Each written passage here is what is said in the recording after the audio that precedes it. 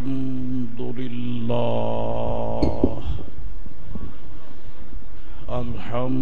لله وكفى وسلام على عباده الذين اصطفى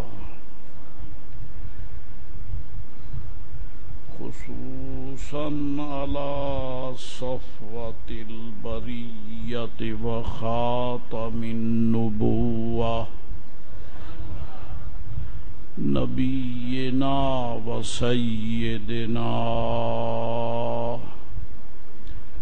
ومولانا وملجانا وماوانا محمد المصطفى وعلى آله وأصحابه وأهل بيته وذريته أجمعين.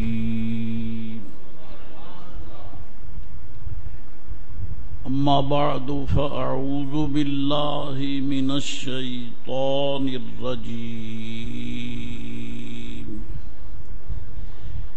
بسم الله الرحمن الرحيم.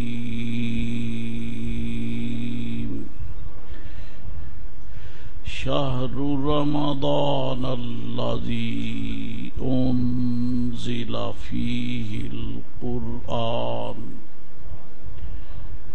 هدى للناس وبينات من الهدى والفرقان.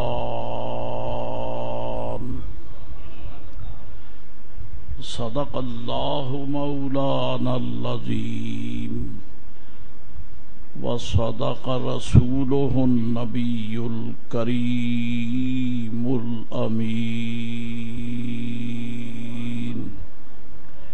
الصلاة والسلام عليك يا سيدي حبيبي يا رسول الله.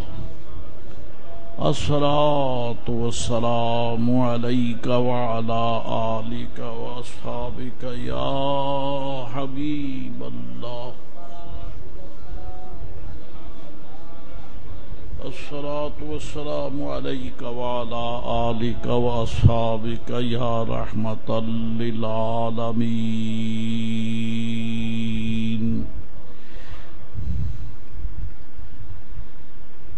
یہی مسئلہ زیر بحث ہے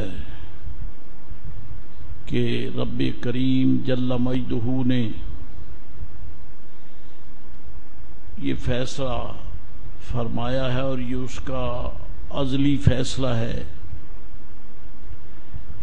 کہ اگرچہ انسان میں بے شمار عیب بھی ہیں، نقائص بھی ہیں، فروگداشتیں بھی ہیں، کوتاہیاں بھی ہیں، لیکن اس کے باوجود رب کریم صرف پاک ہونا پسند ہی نہیں فرماتا، بلکہ رب کریم نے اپنے بندوں کو پاک کرنے کا بہترین انتظام بھی فرمایا ہے. جس طرح اگر مختلف جگہوں پہ دھول پڑی ہو، گرد و غبار پڑا ہو، تو اسے دھونے کے لیے مثلاً آپ کے گھر میں آپ اگر حسن اتفاق کرنٹ ہے، بجلی ہے، تو آپ موٹر چلا کے پائپ لگاتے ہیں اور جگہ جگہ پانی مار کر اس دھوتے ہیں. آپ ایک طرف سے شروع ہوتے ہیں، دوسری طرف تک جاتے ہیں، دائیں بائیں آگے پیچھے، وقت لگتا ہے. اس کے باوجود بھی بعض ایسی جگہیں ہوتی ہیں جہاں تک وہ پانی نہیں پہنچتا اور وہ دھول نہیں دو جاتی نہیں ہے. بڑا اہتمام، انتہائی توجہ کے ساتھ گھر بھر کو، مکان کو، دیواروں کو، اشیاء کو، برتنوں کو دھویا جاتا ہے، پھر بھی کوئی نہ کوئی جگہ رہ جاتی ہے۔ لیکن آپ یہ بھی جانتے ہیں کہ جب رب تعالیٰ بارش نازل فرماتا ہے، رحمت کی بارش ہوتی ہے، تو پھر نشاندہی کی ضرورت نہیں ہوتی۔ بارش برستی ہے تو ہر جگہ سے دھول دھل جاتی ہے، کوئی کونا، کوئی سوراخ، کوئی نشیب، کوئی فراز، کوئی نرم جگہ، کوئی سخت جگہ، کوئی بھی نہیں رہتی۔ بارش برستی ہے، سب کچھ دھو دیتی ہے۔ تو آپ یہی سمجھ لیں کہ رب کریم نے ہمیں ایک سے ایک اونچا نظام تطہیر و تقدیس عطا فرمایا ہے۔ سب سے پہلے ہمیں پاک کرنے کے لیے رب العزت نے اپنے محبوب علیہ السلام کو دنیا میں مبعوث فرمایا، جن کی جلوہ گری سے انسان پاک ہو گئے، مگر وہ پاک ہوئے جنہوں نے آپ کے دامان کرم سے وابستگی حاصل کی، جنہوں نے دل سے کلمہ طیبہ پڑھا، پاک ہو گئے۔ عمر کی قید نہیں، پیریڈ کی قید نہیں، نسل کی قید نہیں، سمت کی قید نہیں، رنگ کی قید نہیں۔ کوئی ہو، کیسا ہو، کہیں کا ہو، رنگ کیسا ہو، دل سے کلمہ شریف پڑھ لے، پاک ہو گیا۔ صرف پیشانی اور چہرہ پاک نہیں ہوا، اندر بھی پاک ہو گیا، دل بھی پاک ہو گیا، نگاہ بھی پاک ہو گئی، بلکہ خیالات بھی پاک ہو گئے، احساسات بھی پاک ہو گئے، تصورات بھی پاک ہو گئے، ادراکات بھی پاک ہو گئے، شعور بھی پاک ہو گیا، انسان سراپا پاک ہو گیا۔ یہ باران رحمت ہے۔ سرکار کیا تشریف لائے، میں تو قسمن کہتا ہوں کہ آسمان کی بارش برسے تو عین ممکن کوئی دھول رہ جائے، لیکن جہاں محبوب کی رحمت برستی ہے وہاں کوئی آلودگی رہتی نہیں، کوئی آلودگی نہیں رہتی۔ بس شرط یہ ہے کہ نبی رحمت علیہ الصلوۃ والسلام کی پاک رحمت کے آگے کوئی پردہ اور کوئی آڑ کھڑی نہ کی جائے۔ آڑ نہ ہو تو وہ کرم کرتے ہیں، اور ایسا کرم کرتے ہیں کہ اگر کچھ نہ کہنے اور نہ کرنے والے اگر پردہ ہٹا دیں وہ تو پاک ہو ہی جاتے ہیں۔ جنہوں نے ساری زندگی میرے آقا علیہ السلام کو ستایا، جب ان کی قسمت بھلی ہوئی اور انہوں نے پردہ ہٹا دیا، حضور نے ان کو بھی پاک کر دیا، سرکار نے ان کو بھی پاک کر دیا۔ یہ بھی توجہ نہیں فرمائی کہ یہ تو ازلی دشمن ہے، اس نے یہ نقصان کیا ہے، یہ نقصان کیا ہے، یہ نقصان کیا، نہ، پردہ ہٹانا شرط ہے کہ پردہ درمیان میں نہ رکھو کہ تمہیں پردہ نظر آتا رہے، نہیں، یہ ہٹا دو تاکہ میں نظر آتا رہوں۔ اور جسے حضور نبی رحمت علیہ الصلوۃ والسلام کے حسن کے جلوے نظر آ جائیں وہ پاک ہی ہو جاتا ہے۔ ناپاک وہ رہتے ہیں جنہیں سرکار نظر نہیں آتے۔ چنانچہ اللہ تعالیٰ نے قرآن شریف میں فرمایا، وَإِذَا قَرَأْتَ الْقُرْآنَ جَعَلْنَا بَيْنَكَ وَبَيْنَ الَّذِينَ لَا يُؤْمِنُونَ بِالْآخِرَةِ حِجَابًا مستورا۔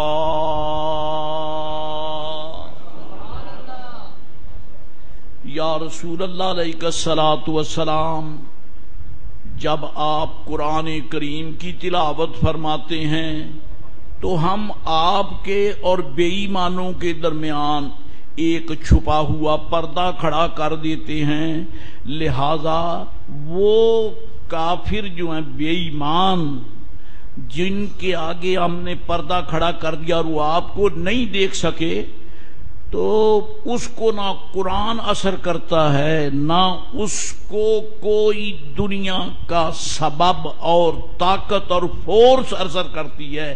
وہ بے ایمان کا بھی ایمان، وہ غرق ہو جاتا ہے۔ جی کیوں؟ اس نے وہ پردے کے پیچھے ہے، اور اللہ کا وعدہ ہے کہ میں ایمان ان کو دیتا ہوں جن کی نگاہ سے پردہ اٹھا دیتا ہوں، ان کو ایمان ملتا ہے۔ رمضان پاک کا ماہ سعید، رمضان پاک کے روزے بھی ہیں، رمضان پاک میں نزول قرآن پاک، اصل جو برکت ہے وہ یہ ہے، شہر رمضان الذی فرض فیہ الصیام، نہیں فیہ الصیام نہیں، کہ رمضان شریف وہ ہے کہ جس میں روزے فرض کیے گئے۔ قرآن شریف میں یہ نہیں ہے، قرآن شریف میں تو یہ ہے کہ کوتبہ علیکم الصیام، تم پہ روزے لکھ دیے گئے۔ وہاں پیریڈ کا نام ہی نہیں، منتھ مہینہ اس کا نام ہی نہیں ہے، روزے فرض کیے ہیں، کون سا مہینہ ہے یہ نہیں بتایا، لیکن قرآن شریف کے لیے فرمایا شہر رمضان الذی انزل فیہ القرآن۔ رمضان پاک کا وہ ماہ مبارک ہے کہ جس میں قرآن پاک اتارا گیا، اور قرآن شریف وہ نظام تقدیس ہے، وہ نظام تطہیر ہے، وہ نظام تزکیہ ہے کہ جس قوم کو قرآن پاک کے جلووں میں آنا نصیب ہو گیا ان کی نسلیں پاک ہو گئی۔ وہ جن کی نسلیں غرق تھی سب کو ساحر مراد مل گیا۔ اللہ والوں جو انتہائی منحوس تھے ان کے لیے رب ذوالجلال نے سعادت کی بہانے قائم فرما دی، وہ سعادت مند ہو گئے، اللہ کریم نے ان کو سعادت مند کیا۔ اور رمضان پاک، پھر قرآن پاک، پھر روزے، پھر تراویح، اس ماہ مبارک کا ایک نفل فرض کے برابر۔ میں پوچھنا چاہتا ہوں کسی اسٹیٹ میں، کسی حکومت میں 1 روپیہ 100 کے برابر ہے؟ کوئی ہوتا ہے؟ 100 روپیہ 1000 کے برابر نہیں ہوتا، ہر کسی کا اپنی مقدار ہے، ہر کسی کا اپنا معیار ہے، ایک ہے، 100 ہے، 1000 ہے، 1000 لاکھ ہے، تو یہ جدا جدا ان کے تعینات ہے، وہ وہی رہیں گے، جو ایک ہے وہ ایک ہی رہے گا۔ لیکن میرے آقا فرماتے ہیں علیہ السلام کہ جب رمضان پاک آتا ہے تو ایک نفل فرض کے برابر ہو جاتا ہے۔ تو میں کہتا ہوں کہ ایک لاکھ کے برابر نہیں ہوتا، لاکھ بھی نیچے رہ جاتے ہیں، لاکھ بھی نیچے رہ جاتے ہیں۔ ایک فرض جو ہے وہ اللہ تعالیٰ کا اتنا بڑا انعام ہے، اتنا بڑا انعام ہے کہ اللہ تعالیٰ کرم فرمائے، اگر ایک فرض رہ جائے تو انسان خدا کا چور بنتا ہے، اور نفل پڑھتے جائے فرض نہ پڑھے تو مجرم کا مجرم رہتا ہے۔ لیکن رمضان شریف کیا آیا؟ نفل پڑھو، ایک نفل فرض کے برابر۔ اس کا مطلب یہ بھی نہیں کہ چلو نفل پڑھ لیے فرضوں کی چھٹی، نہ، اور یارو جس مہینے کے نفل فرض ہیں اس کے فرض کتنے بڑے ہوں گے جی۔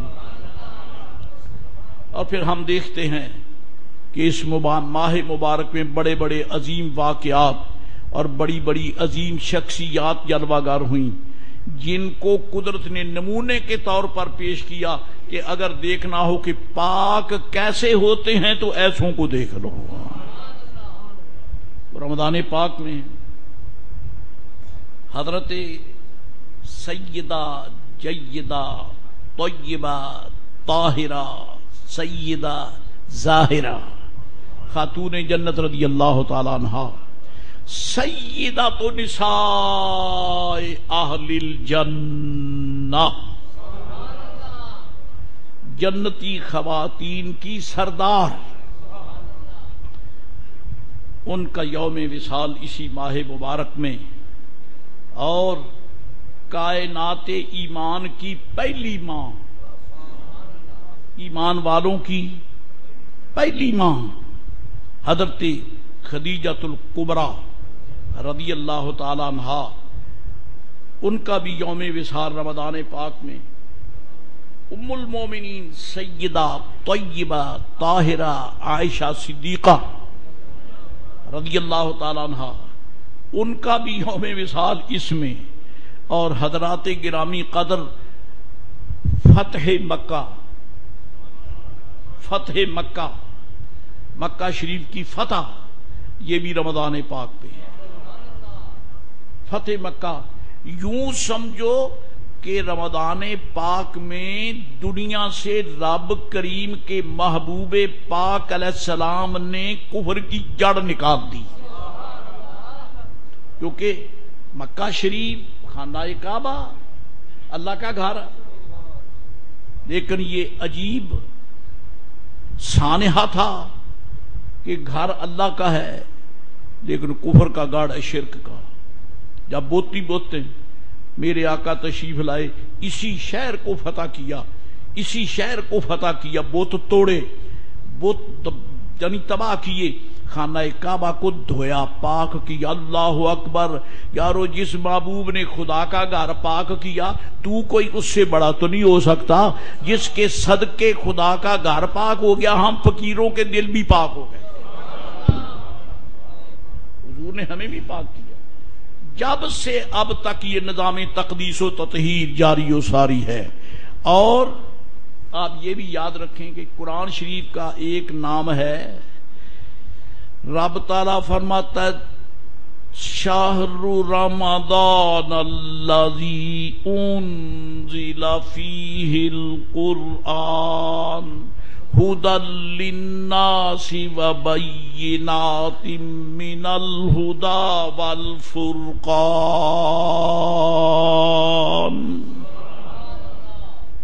قرآن پاک قرآن مجید بھی ہے، قرآن مبین بھی ہے، کتاب مبین بھی ہے. قرآن پاک ذکر بھی ہے، قرآن شریف کتاب مجید بھی ہے. قرآن پاک ذکر اللہ کا والے قوم کا بھی ہے، اور شفاء و رحمت للمؤمنین بھی ہے. اور قرآن فرقان بھی ہے، قرآن فرقان بھی ہے. اور اس ماہ مبارک میں رونما ہونے والے غزوہ بدر جو ہے، جس دن رونما ہوا وہ دن بھی فرقان ہے. قرآن فرقان، قرآن فرقان. قرآن وہ مقدس کتاب جو پڑھی جائے، اور فرقان وہ مقدس کتاب جس نے حق باطل کو جدا جدا کر کے بتا دیا، حق یہ ہے اور باطل یہ ہے. عزیزان گرامی قدر، لیکن کیسے پتا چلا؟ اللہ فرماتا ہے یوم الفرقان، غزوہ بدر کو دیکھو، تمہیں پتا چل جائے گا کہ باطل کدھر ہے، حق کدھر ہے. غزوہ بدر پر تفصیلی باس مراد ہے نہیں، کیونکہ وہ تو اتنا تفصیلی واقعہ ہے، عمریں گزر جائیں. صرف قرآن شریف کی آیات بینات کے حوالے سے آپ کے سامنے آیات پڑھنا ہے اور بتانا ہے کہ یہ اتنا عظیم واقعہ ہے غزوہ بدر کا کہ رب کریم نے قرآن شریف میں اس کا نقشہ کھینچا. چنانچہ اللہ تعالیٰ جل مجد العظیم نے قرآن پاک میں ارشاد فرمایا، حضور کے غلام صحابہ کرام حالات سے کچھ پریشان تھے.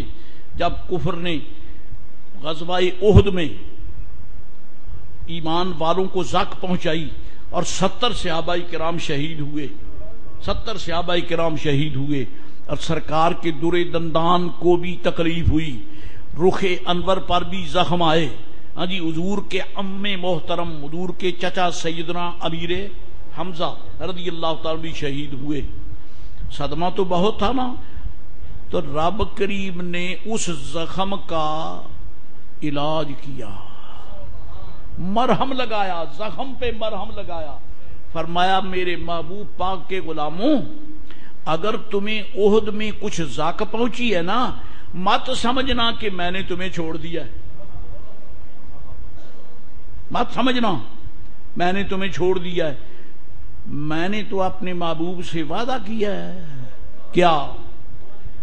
وَالضُّحَىٰ وَاللَّيْلِ إِذَا سَجَىٰ مَا وَدَّعَكَ رَبُّكَ وَمَا قَلَىٰ۔ اللہ فرماتا یا رسول اللہ، ما ودعک ربک، تیرے رب نے تجھے چھوڑا نہیں ہے، وما قلی، اور تجھ سے کبھی ناراض ہوا نہ ہوگا۔ یا رسول اللہ ما ودعک ربک، تیرے رب نے تجھے چھوڑا نہیں ہے، تو پھر بات تو بڑی کھری ہو گئی نا۔ جب رب نے حضور کو نہیں چھوڑا تو ایک عادت سرکار کی بھی ہے، رب حضور کو نہیں چھوڑتا، حضور امت کو نہیں چھوڑتے، امت کو نہیں چھوڑتے، کیونکہ جب بھی کوئی کھرا وقت آتا ہے، پیارا وقت آتا ہے، جب بھی رب رحمتوں کے دروازے کھولتا ہے تو میرے آقا امت کو آگے کر دیتے، امت کو آگے کر دیتے جی۔ چنانچہ جب شب معراج فرمایا السلام علیکہ ایھا النبی ورحمۃ اللہ وبرکاتہ، جب یہ فرمایا تو میرے آقا نے امت آگے کر دی، السلام علینا وعلی عباد اللہ الصالحین۔ یا اللہ مجھ پر نرا مجھ پر ہی سلام نہیں، تیرے نیک بندوں پر بھی سلام ہے۔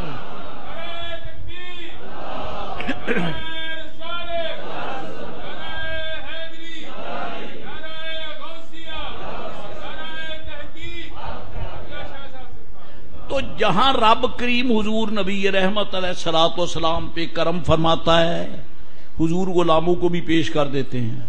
ہاں جی، خدا فرماتا ہے محبوب میں نے تجھے نہیں چھوڑا، اور نبی پاک علیہ السلام کی عادت بتاتی ہے یا اللہ میں امت کو نہیں چھوڑ سکتا، امت کو نہیں چھوڑ سکتا۔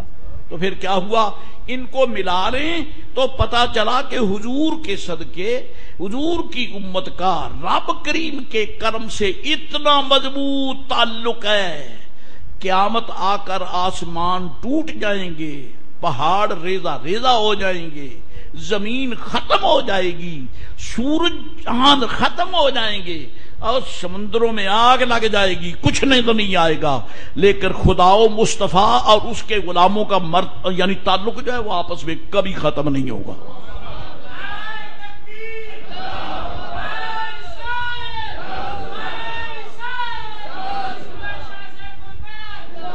یہی وجہ ہے، یہی وجہ ہے نبی رحمت علیہ السلام نے فرمایا یاد رکھنا تمہارے بغیر نہیں میں جاتا کہیں۔ اول من تنشق عنہ الارض، انا اول من تنشق عنہ الارض، بھاڑ میں جائیں انکار کرنے والے، میرے آقا سب کچھ جانتے۔ کیا فرمایا؟ فرمایا قیامت جب ہوگی نا سب سے پہلے میرا ہی مزار کھولے گا، باقی سارے قبروں میں ہوں گے، سب سے پہلے میرا مزار شریف کھولے گا۔ انا اول الناس خروجا اذا بعثوا، جب قبروں سے اٹھائے جائیں گے سب سے پہلے میں اٹھوں گا، سب سے پہلے میں، سب سے پہلے میں۔ یارو کیا بات ہے، محبوب کو سب سے پہلے کیوں اٹھائے گا؟ محبوب سے حساب لینا ہے۔ اللہ فرماتا ہے ولا تسالو، یا رسول اللہ میں آپ سے حساب لوں گا ہی نہیں۔ اس کو ذرا سادہ لفظوں میں کہوں، میرا دل کرتا ہے سادہ لفظوں میں کوئی، یا رسول اللہ تیرا میرا تو کوئی حساب ہے ہی نہیں، اور کیا ہے؟ تو بہت ہی پیارا تھا. تو یار تیرا میرا کیا حساب ہے؟ رب فرماتا ہے محبوب تیرا میرا کیا حساب ہے؟ ولا تسالو، تیرا میرا کوئی حساب ہے ہی نہیں. جو تیرا وہ میرا، جو میرا وہ تیرا. میرا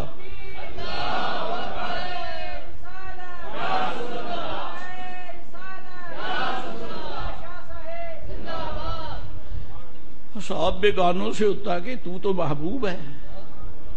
تو سرکار کو جب حساب نہیں لینا تو سب سے پہلے اٹھانے کا کیا مطلب ہے؟ میرے آقا فرماتے میں اٹھتے ہی میں فرشتے میرے پاس براق لے کر آئیں گے. مدینہ شریف براق لے کر آئیں گے. کہاں؟ مدینہ عالیہ میں، مسجد نبوی میں نہیں، حضور کے مزار پر. مزار پر آئیں گے.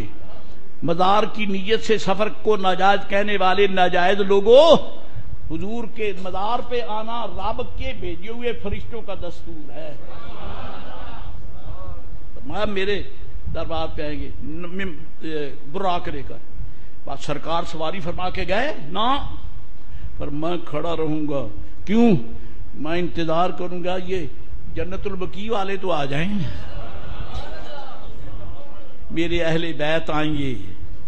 میں انتظار کروں گا. اہل بیت آئیں گے، ازواج طاہرات آئیں گی، صحابہ کرام آئیں گے، شہداء احد آئیں گے. صحابہ کرام جتنے بھی مدفونین ہیں میں سب کی انتظار کروں گا، سارے آ جائیں گے. اب چلیے نہیں، میں رہوں گا. پھر میں مکے شریف کے جنت معلیٰ کے مدفونین کی انتظار کروں گا. اکیلا نہیں جاؤں گا. کیوں؟ جب رب محبوب کو نہیں چھوڑتا، محبوب امت کو نہیں چھوڑتے.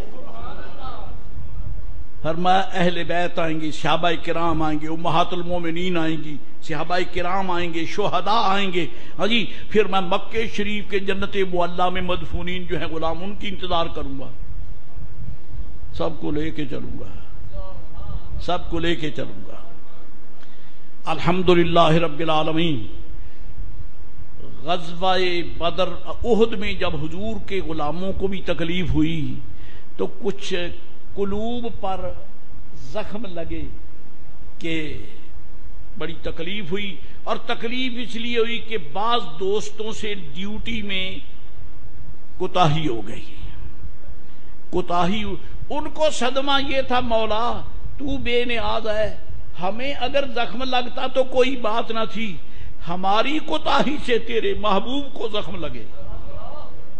یہ ایسی ندامت تھی کہ جو ان کو بلائے نہیں بھولتی تھی. آنسو برس رہے ہیں. اللہ کریم نے فرمایا ما ودعک ربک وما قلی.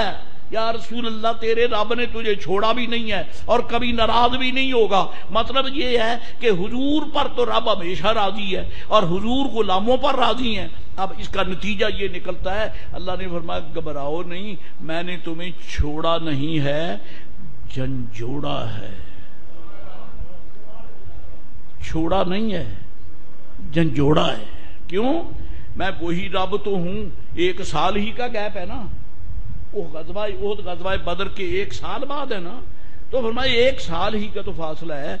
میں وہی رب تو ہوں جس نے بدر میں تمہاری مدد کی تھی. لو، بدر کو گزرے 1 سال ہو گیا، رب اس کا ذکر فرما رہا ہے. معلوم ہوا یہ غزوہ بدر ایسا عظیم واقعہ ہے کہ سال بھی گزر گیا لیکن رب پھر بھی غزوہ بدر کا ذکر فرما رہا ہے. ایمان والوں کو یہ سبق ملا کہ زندگی کے نشیب و فراز میں کامیابی سے بچ نکلنے کے لیے اگر چاہتے ہو تو غزوہ بدر کھول کر پڑھا کرو، ایمان کو سہارا ملتا ہے. چنانچہ اللہ فرماتا ہے وَلَقَدْ نَصَرَكُمُ اللَّهُ بِبَدْرٍ وَأَنْتُمْ أَذِلَّةٌ. قسم ہے اللہ نے تمہاری بدر میں مدد کی. لو، سرکار نے بدر میں قدم کیا رکھا، رب نے قرآن میں بدر لکھ دیا. بدر نہ قرآن مٹ سکے نہ وادی بدر کا نام مٹ سکے. حالانکہ جب تک میرے آقا تشریف نہیں لائے بدر کو کوئی جانے نہ بوجھے سے وہی لوگ جانتے تھے جو جہاں دائیں بائیں رہتے تھے، لیکن جب قرآن شریف میں آ گیا اب پوری کائنات میں بدر شریف، قسم کھا کے کہتا ہوں جہاں جہاں سنی مسلمان ہیں رمضان پاک کی 17 تاریخ اور اس سے ماہ بعد ہو، جس محفل میں جاؤ غزوہ بدر، جس محفل میں جاؤ شہداء بدر، اس محفل میں جاؤ بدر کے مجاہدین کا تذکرہ کیوں نہ کرے؟ رب جو فرماتا ہے، رب نے جو فرمایا وَلَقَدْ نَصَرَكُمُ اللَّهُ، بات صاف ہو گئی، اللہ نے تمہاری مدد کی۔ ریفرنس کی کیا ضرورت ہے؟ بتانا چاہتا ہے کہ بدر کی وادی گرچہ وہ مٹی کے ذرے اور ریت کے ذرے ہیں، لیکن اب ریت کے ذرے نہیں رہے، رب نے آسمان کے نور کے جلووں کا تذکرہ قرآن میں نہیں کیا، بدر کی مٹی اور ریتداروں کا ترجمہ کیا ہے۔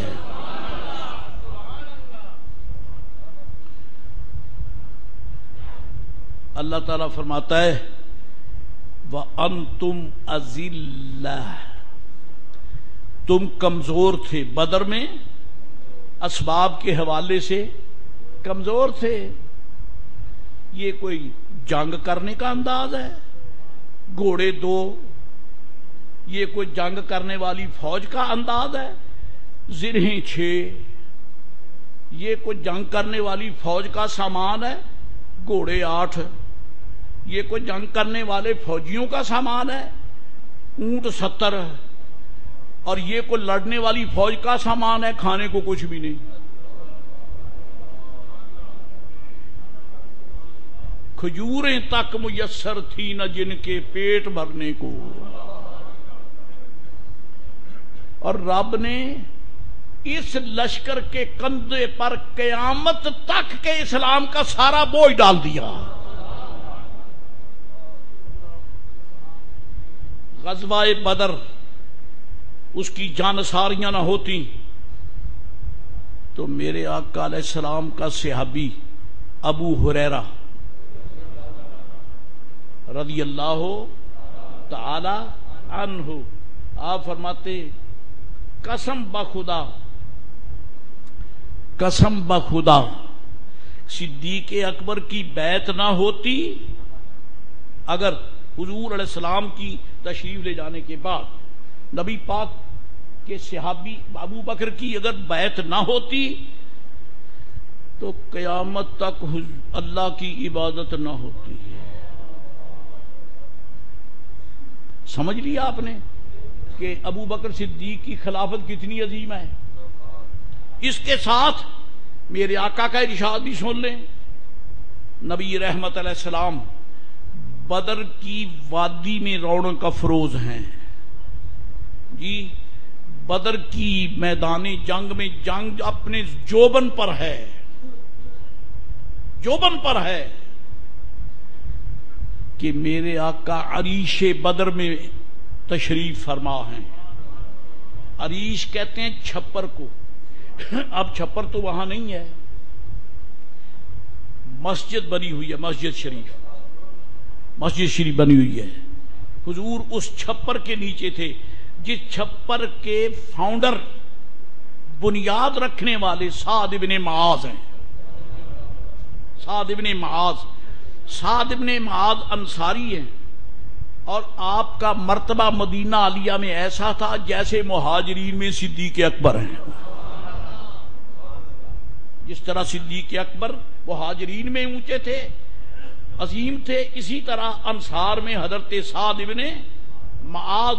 اور جس دن ان کا جنازہ اٹھا حدیث شریف میں آتا ہے کہ قد اہتز عرش الرحمن، اللہ تعالی کا عرش ہلنے لگا۔ جب سعد کا جنازہ اٹھا تو اللہ کا عرش بھی ہل گیا،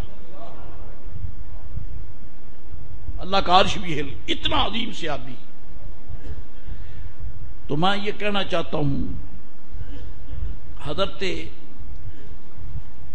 سعد ابن معاذ رضی اللہ تعالیٰ عنہ، آپ نے عرض کی تھی یا رسول اللہ ہم آپ کے لیے چھپر بنا دیتے ہیں، آپ چھپر کے اندر تشریف رکھیں اور اپنے غلاموں کی وفا کا تماشا دیکھیں۔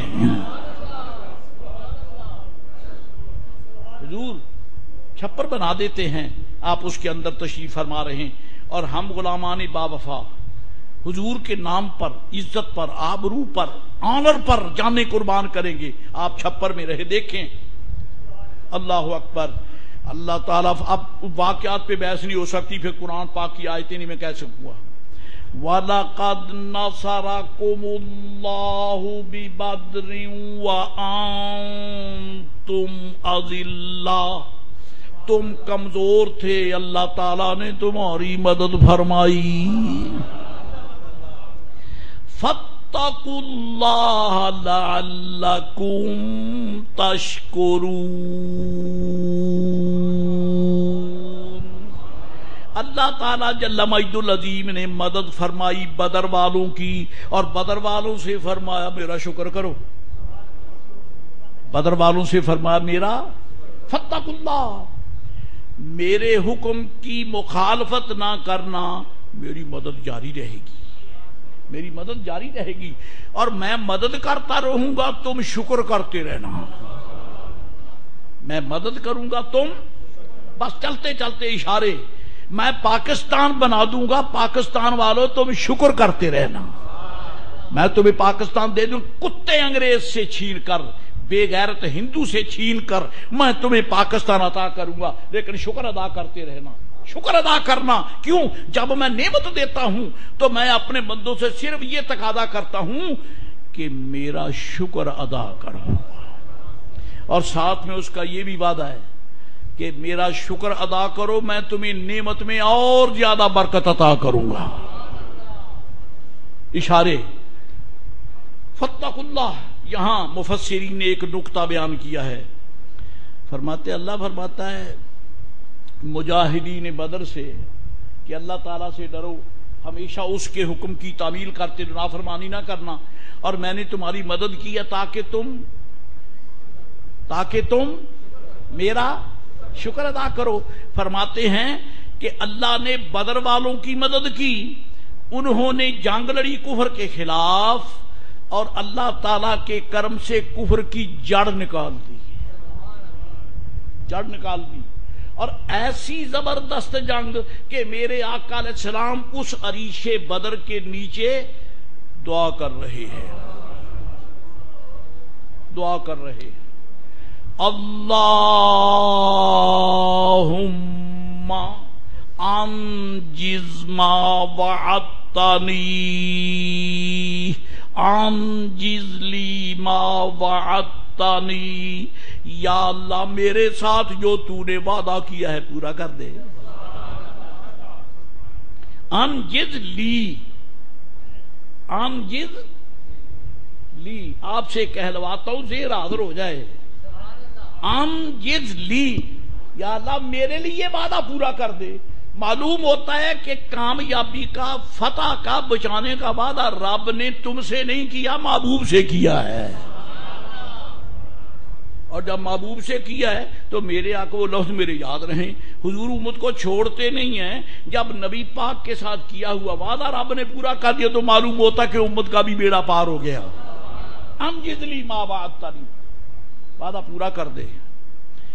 اور پھر جذبات میں جہاں تک سرکار آئے، عرض کی مولا ان تہلک ہذہ العصابہ، یہ میں چند نہتے غلام جو یہاں میدان بدر میں لے کر آیا ہوں، اگر ان کو ہلاک کر دیا گیا، اگر ان کو ختم کر دیا گیا تو تیرے بندے ہیں، تیرے بندے ہیں، ہلاک کر دیا گیا، تیرا فیصلہ حکمت والا، اس سے اختلاف تو نہیں، لیکن میں ایک بات کہتا ہوں، لا توبہ دو فی الارض، پھر قیامت تک تیری عبادت کرنے والا کوئی نہیں ہوگا۔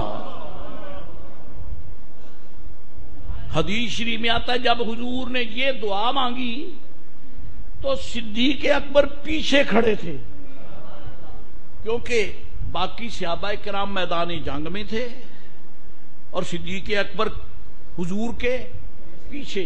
جب آپ نے یہ عرض کی نا لا توبہ دو فی الارض، تو پھر تیری پوجا نہیں ہوگی۔ اب ابو ہریرہ کیا کہتے ہیں؟ صدیق اکبر کی خلافت نہ ہوتی، خدا کی عبادت نہ ہوتی. میرے آقا کیا فرماتے ہیں؟ غزوہ بدر میں میرے غلاموں کی رفاقت نہ ہوتی تو خدا کی عبادت نہ ہوتی ہے. پتہ چلا کہ غزوہ بدر اور صدیق اکبر کی خلافت دونوں برابر کے ترازو ہیں. برابر کے ترازو ہیں. جس طرح بدر کے جہاد نے اسلام کو سر بلند کیا، اسی طرح صدیق اکبر کی خلافت نے اسلام کو سر بلند کیا. جب حضور نے یہ الفاظ بولے، صدیق اکبر پیچھے سے جلدی اور اس والہیت و استغراق اور محویت سے دعا کی کہ میرے آقا کے کندھوں پر یہ مبارک چادر تھی، یہ گر گئی، یہ گر گئی. حضور اس محویت سے یہ دعا کر رہے ہیں، مولا ہذہ الاصحابہ، یہ میری جماعت ہے جو میں لے کے آیا ہوں، یہ میرے ساتھی ہیں، یہ میرے نیاز مند ہیں، میں ان کو لے کے آیا ہوں. تو ہلاک فرمائے تیرا فیصلہ ہے، اگر تو کرے تیرا فیصلہ سچا ہے. لیکن میں ایک عرض کر دوں، تو بے نیاز ہے، تجھے کسی کی ضرورت نہیں، لیکن تیری سب کو ضرورت ہے. اگر یہ ہلاک ہو گئے تو اگرچہ تو عبادت کا محتاج نہیں، لیکن یہ ضروری ہے کہ بندے تو محتاج ہیں نا.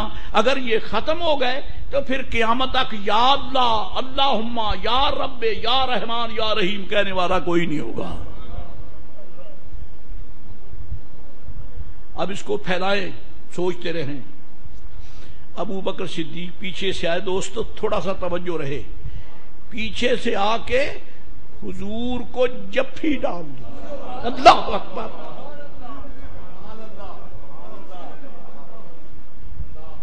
سرکار کو جپھی ڈال لی، اپنے اوپر ڈال کر یہاں صدیق اکبر کا سینہ، میرے آقا کا جسم یہاں رکھا.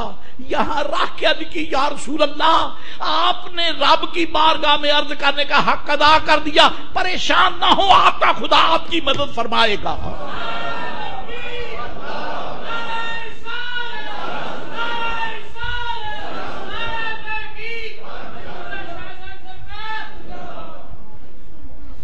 یہاں سے دیکھ لیں ابو بکر کس مرتبے پر فائز ہیں. میرے آقا آپ کی بے چینی رب برداشت ہی نہیں فرماتا. ہاں جی، پیچھے سے جپھی ڈال دی، جپھی ڈال دی. بے نیاز ہے.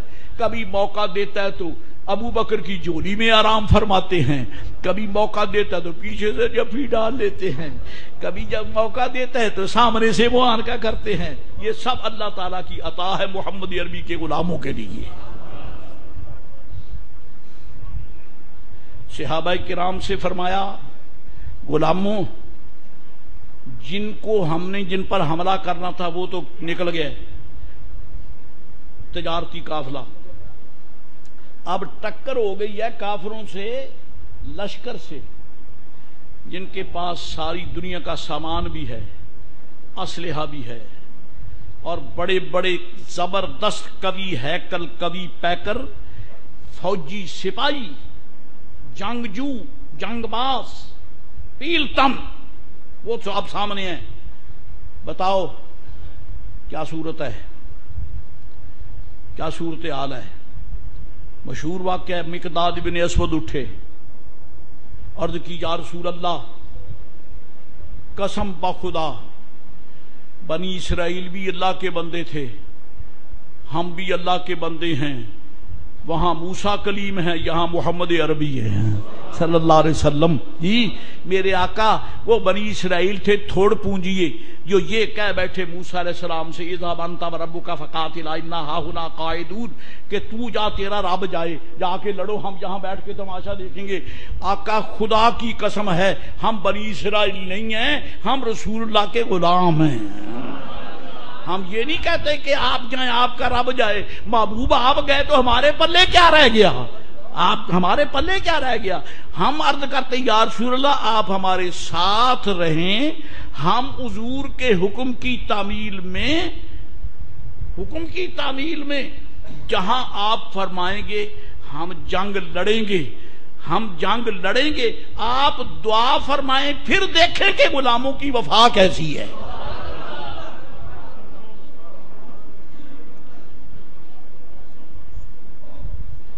سرکار فرماتے اشیرو علیہ، پہلے صدیق اکبر نے عرض کی، پھر فاروق اعظم نے، میرے آقا راضی ہوئے، پھر ان سے مقداد بن اسود نے، پھر فرمایا شیرونی میں مشورہ دو.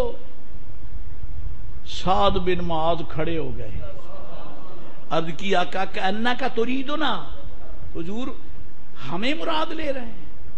سرکار جو فرماتے ہیں کہ مجھے مشورہ دو، دوستوں نے مشورے تو دے دیے، ہم ساتھ ہیں، لیکن آپ پھر فرماتے ہیں مشورہ دو. میرے آقا کأنک تریدنا، ہم مراد ہیں مشورے کے لیے. فرمایا ہاں تم مراد ہو، بتاؤ کہ تم میرے ساتھ چلتے ہو یا کیا صورتحال ہے. اللہ اکبر. عقبہ جہاں یہ جمرہ عقبہ نہیں ہے، اور بڑا شیطان جس کو کینکریاں ماری جاتی ہیں، اس کے پرے جناب علی پہاڑ کے دامن میں پہلی بیعت جو سرکار نے لی خزرج سے، بنو خزرج اور بنو اوس سے، انہوں نے کہا تھا کہ آپ مدینہ علیہ تشریف لائیں، ہم آپ کی ذات پر جان چھڑک دیں گے، آپ کے دشمن کو آپ کی ہوا تک بھی نہیں دیکھنے دیں گے. اصل میں یہ نکتہ تھا، سرکار یہ دیکھنا چاہتے ہیں کہ جنگ تو ہو رہی ہے مدینہ شریف سے باہر، تو ان کا میرے ساتھ معاہدہ تھا مدینہ شریف کے اندر. فرمایا اب کہو کہ یہ جنگ تو ہمارے سامنے آ گئی مدینہ شریف سے باہر، اب کہو تمہارا کیا خیال ہے.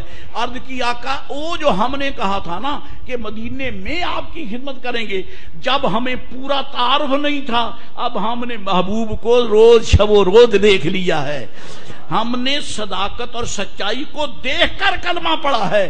میرے آقا اب آپ جہاں حکم دیں اشارہ آپ کا ہوگا، جانیں ہماری ہوں گی.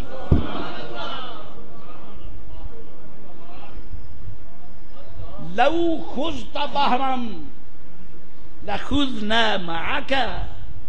میرے آقا یہ تو جہاں ابو جال کی لاش یہاں تڑپے گی، یہ دائرہ دیکھ رہے ہو جی، دیکھ رہے ہیں. فرمایا یہاں ابی بن کعب کی لاش یہاں تڑپے گی، شیبہ یہاں مرے گا، عتبہ یہاں مرے گا، ولید یہاں مرے گا. سرکار نے نام لے کر کافروں کے ان کے لیے ریزرویشن کر دی. ابھی تک بے وقوف بھونکتے ہیں نبی کر کچھ نہیں سکتا، میرے آقا ریزرویشن کر رہے ہیں میدان بدر میں کھڑے ہو کر. یہ جہاں گریں. اللہ اکبر اللہ اکبر. آپ ذرا قرآن شریف واقعات پہ پھر باہر نکل گیا تو مطلب پھر رہ جائے گا. قرآن شریف کیا فرماتا ہے؟ اذ تقول للمؤمنین الن یکفیکم ان یمدکم ربکم بثلاثۃ آلاف من الملائکۃ منزلین.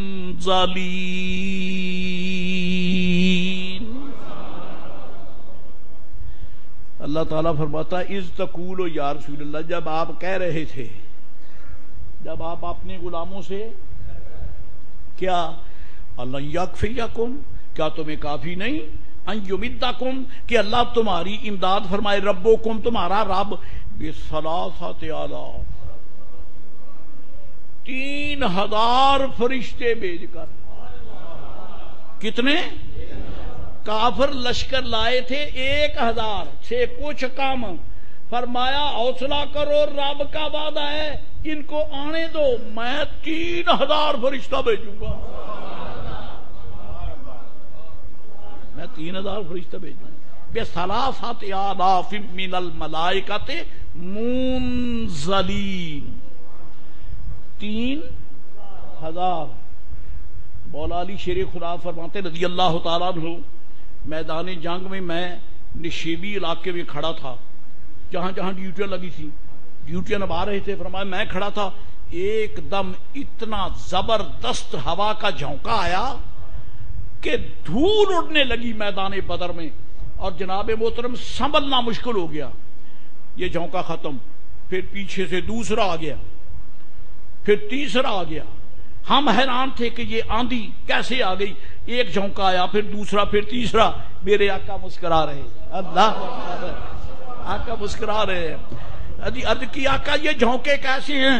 فرمایا جھونکے ہوا کے نہیں ہیں، یہ ملائکہ کی فوجیں آ رہی ہیں، یہ ملائکہ کی فوجیں آ رہی ہیں۔ جو پہلا جھونکا آیا تھا وہ اس کا commander in chief Jibreel Ameen, Jibreel Ameen commander in chief. واہ میرے مالک تیرے رنگ، کہاں عرش، کہاں سدرہ، کہاں بدر، کہاں بدر، کہاں سدرہ، کہاں عرش، نیکسٹ ٹو عرش سدرہ، اور سدرہ سے نیچے ساتوں آسمان، ساتوں آسمانوں سے نیچے بدر۔ جی وہ جبریل جو سدرہ کی چوٹی پہ رہتا ہے، عرش کا دربان ہے، آج وہ بدر میں محبوب کا دربان بن کے آ چکا ہے، تاکہ دنیا کو پتا چلے کہ رب کریم نے عرش کا دربان اس لیے بنایا ہے کہ محبوب جہاں قدم رکھ دے وہ جگہ عرش ہوتا ہے، عرش ہوتا ہے۔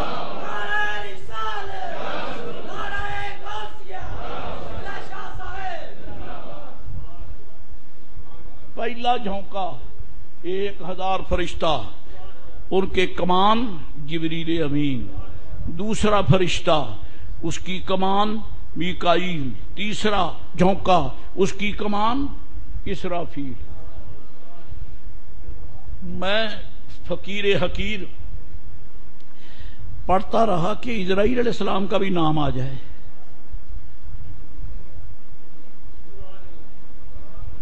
اسرائیل علیہ السلام کا نام نہیں آیا۔ کوٹ پر نو تو کلا ہی کافی سی، پھر بھیجنا کسی نے کی بھی جی، ان سب کو سمیٹنے کے لیے تو اسرائیل کافی ہے، ایک ہی کافی ہے۔ لیکن یہاں فرشتوں کی طاقت دکھانا مراد نہیں ہے، مصطفیٰ کی محبوبیت دکھانا مراد ہے۔ اللہ تعالیٰ فرماتا ہے جل شانہ بِثَلَاثَةِ آلَافٍ مِّنَ الْمَلَائِكَةِ مُنزَلِينَ،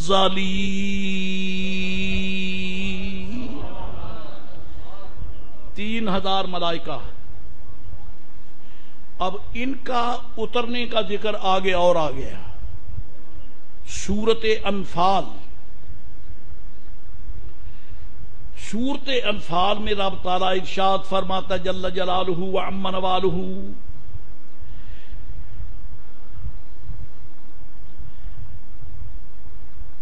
اذ انتم بالعدوۃ الدنیا وہم بالعدوۃ القصوی۔ اللہ تعالیٰ میدان جنگ کا نقشہ بیان کرتا ہے، میدان جنگ کا نقشہ، کہ جب اذ انتم بالعدوۃ الدنیا، جب تم قریبی کنارے پر تھے، وہم بالعدوۃ القصوی، اور وہ دور کے کنارے پر تھے۔ صحابہ کرام قریب کے کنارے پر تھے، وادی کے قریب کے کنارے پر، اور کافر وادی کے بولو دور کے کنارے پر۔ حالانکہ صحابہ کرام مکہ شریف سے دور تھے، کافر مکہ شریف کے قریب تھے نا، مکے کی سمت پر تھے نا، تو یہ مکہ شریف کے قریب ہیں، اور میرے آقا کے غلام مدینہ علیہ سے قریب ہیں۔ تو ڈسٹینس کے حوالے سے صحابہ کرام کا پڑاؤ مدینہ شریف کی طرف تھا، مکہ شریف سے دور تھا، لیکن اللہ فرماتا ہے انتم بالعدوۃ الدنیا، تم قریبی کنارے پر تھے، وہ دور کے کنارے پر تھے۔ پتا چلا یہ دوری نزدیکی کا کیا تصور ہے، جو مصطفیٰ کے قدموں میں ہے وہی قریب ہے، دور کے ساتھ ہے وہی قریب ہے، بالعدوۃ الدنیا۔ اور الحمدللہ 74 کے حاضری میں فقیر حقیر نے عدوۃ الدنیا و قصویٰ کی بھی زیارت کی ہے، یہاں میرے آقا نے میدان بدر میں جلوہ گر ہو کر کفر کی صفیں پلٹ دی۔ حضرات گرامی، اللہ سبحانہ و تعالی جل مجد العظیم ارشاد فرماتا ہے کہ پھر سلسلہ حال یہ یہاں تک پہنچا، رب کریم جل مجد العظیم نے ارشاد فرمایا کہ تم پریشان تھے۔ اب جو کدھر ہے، یغشیکم الناس، میدان جنگ ہے۔ حضرت علی شیر خدا فرماتے ہیں رضی اللہ تعالیٰ عنہ میں میدان جنگ میں حاضر ہوں، صحابہ کرام بھی حاضر ہیں، حضور عریش بدر میں ہیں، جنگ لڑتے لڑتے میرے دل میں آتا کہ میں بھاگ کے دیکھوں صحیح حضور کس کیفیت میں۔ میں دشمن کے ہجوم کو چیر کر ایک دفعہ ہجوم کر کے حضور کے عریش پاک پر آیا، میں نے دیکھا کہ حضور سجدے میں ہیں، حضور سجدے میں ہیں، سجدے میں سر رکھ کے حضور کیا کہہ رہے ہیں؟ حضور کی زبان پر جاری ہے یا حیو یا قیوم، یا حیو یا قیوم، یا حیو یا قیوم۔ میں جب آیا تو حضور کی زبان مبارک پر یہ ورد جاری تھا، میں پھر ٹرننگ لی اور میں دشمن کے ٹھیک قلب میں پہنچ گیا۔ اللہ اکبر۔ اور یہ آج یہ دن یوم شہادت ہے مولا علی شیر خدا کا، اور میدان بدر میں بھی مولا علی کا کردار مرکزی، یوم احد میں بھی مرکزی، خندق میں بھی مرکزی، غزوہ خیبر تو ہے ہی آپ کے نام۔ فرمایا کہ سید عالم نور مجسم علیہ السلام نے اپنے غلاموں کو 2 جھنڈے عطا فرمائے۔ میدان بدر میں جب حضور کا لشکر آیا، 77 سپاہی تو تھے مہاجر اور 236 جو تھے وہ تھے انصار مدینے والے تھے، اور مہاجرین مکہ معظمہ سے ہجرت کر کے آئے تھے۔ ان کی تعداد 77 تھی اور ان کی تعداد 236 انصار کی۔ جی انصار کا جھنڈا تو تھا سعد ابن معاذ کے ہاتھوں، اور مہاجرین کا جھنڈا تھا مولا علی شیر خدا کے ہاتھ میں۔ حضرت علی شیر خدا کے ہاتھ میں نبی رحمت علیہ السلام نے مہاجرین کا جھنڈا عطا فرمایا، اور صدیق اکبر کو جھنڈا نہیں دیا کیونکہ جھنڈے والے کو سامنے نکل کر آگے جانا پڑتا ہے، اور ابو بکر کو حضور جدا ہونے نہیں دیتے، ان کو پاس رکھتے ہیں، لہذا جھنڈا ان کے ہاتھ میں ہے۔ حضرت علی شیر خدا کے رضی اللہ تعالی ہاتھ میں جھنڈا ہے، اور جناب علی صف بندی ہو رہی ہے، صفیں سیٹ ہو رہی ہیں، اور حال یہ ہے کہ کافروں نے جلدی کر کے جس سمت پانی تھا نا جی، میدان بدر میں چشمہ تھا، اس پر قبضہ پہلے آ کے کر لیا، اور یہ جنگی حوالے سے ایک بڑا مرکزی نقطہ تھا، پوائنٹ تھا، کیونکہ اگر پانی نہیں ہے تو پھر مجاہدین کے لیے بڑا مسئلہ بنے گا۔ انہوں نے اس پہ قبضہ کر لیا، اور اس سمت میں پانی ہے نہیں، صحابہ کرام کو پانی کی ضرورت ہے، پیاس بھی لگی ہے، وضو بھی کرنا ہے، ضرورت غسل بھی ہے بعض کو۔ جی جب یہ بات ہوئی نا، شیطان بڑا بے ایمان ہے، اس نے حضور کے غلاموں کے دل میں پھونک مارنی کوشش کی، نہ سچے آئے، ہم سچے ہیں، اگر تم سچے ہو تو پانی تو تمہارے پاس ہے نہیں، پانی ہے نہیں، سامان تمہارے پاس نہیں، فوجیں تمہارے پاس نہیں، پینے کا پانی تمہارے پاس نہیں، تم سچے کیسے ہو؟ سچے تو وہ جن کے پاس سارا سامان ہے۔ یہ اس بے ایمان نے پھونک ماری، اگرچہ اس بے ایمان کی مانی کسی نے نہیں مانی، اشارہ کر دوں، جس طرح پاکستانی قوم آج اپنے لیڈروں کی نہیں مانتی، ٹھیک ہے کہ نہیں؟ چپ کر گیا بلا، یہ مولوی صاحب چلتے چلتے سیاسی ٹوٹکا بھی لگا دیا۔ چلو نہیں تو نہ صحیح، میں نے تو دل کی بات کہی ہے، اوپر سے لے کے نیچے تک جو بکواس کرتا ہے بکواس ہی کر رہا ہے، بھونک رہا ہے، کسی کی زبان پہ سچ ہے ہی نہیں، قوم کو دھوکہ دیا جا رہا ہے۔ اللہ تعالیٰ ان مداریوں سے بچائے، ان ظالموں سے بچائے۔ اللہ تعالیٰ محبوب پاک کے غلاموں کو رسول اللہ کی امت کو سنبھالنے کی توفیق اور موقع عطا فرمائے۔ جناب محترم سے پھونک ماری، صحابہ کرام پریشان ہیں۔ اللہ تعالیٰ قرآن شریف میں فرماتا ہے اذ تستغیثون ربکم فاستجاب لکم انی ممدکم بألف من الملائکۃ مردفین۔